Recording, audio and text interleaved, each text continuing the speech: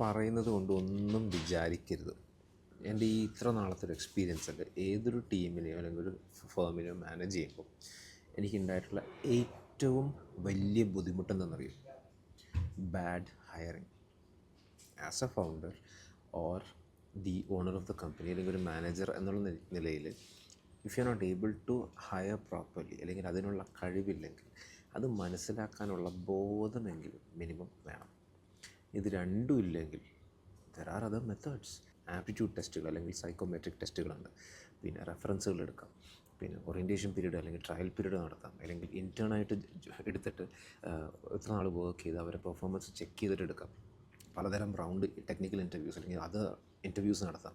അല്ലെങ്കിൽ അവരുടെ ബുദ്ധിയെ നമുക്ക് പല രീതിയിൽ ടെസ്റ്റ് ചെയ്യാം. നല്ല രീതിക്ക് ഫിൽട്ടർ ചെയ്ത് തന്നെ നിങ്ങൾ എടുക്കണം. ഒരു 10 റൗണ്ട് ഇൻ്റർവ്യൂ നടത്തിയിട്ട് എടുത്താൽ കൂടിയും അങ്ങനെ ചെയ്യേണ്ട ആവശ്യമുള്ളൂ. Why would you waste your time as a founder?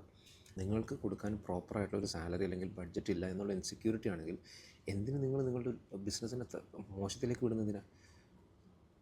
ഇനി ഏതെങ്കിലും ഒരുത്തന്നെ ഹയർ ചെയ്ത് ടീമിലിരുത്തിയിട്ട് മാനേജറിൻ്റെ, അതായത് ഞങ്ങളെപ്പോലത്തെ ടീം ഹെഡിൻ്റെ അല്ലെങ്കിൽ ടീം ലീഡ്സിൻ്റെ കഴിവ് ടെസ്റ്റ് ചെയ്യലല്ലോ നിങ്ങളുടെ ബിസിനസ് വേറെ പരിപാടികൾ നടത്താനല്ലേ. അപ്പോൾ പിന്നെ ഞങ്ങളുടെ കഴിവുകൾ ടെസ്റ്റ് ചെയ്യാതെ നല്ല ആൾക്കാരെ ഹയർ ചെയ്യാനും ഞങ്ങളെക്കാൾ മുകളിലേക്ക് എത്താൻ പറ്റിയ ആൾക്കാരെ ഹയർ ചെയ്ത് നമ്മൾ ആസ് എ ടീം, മാനേജറിനും ടീം ലീഡ്സിനും വളരണം, ടീമിനും വളരണം, ബിസിനസ്സും വളരണം. മനസ്സിലായോ സാറേ?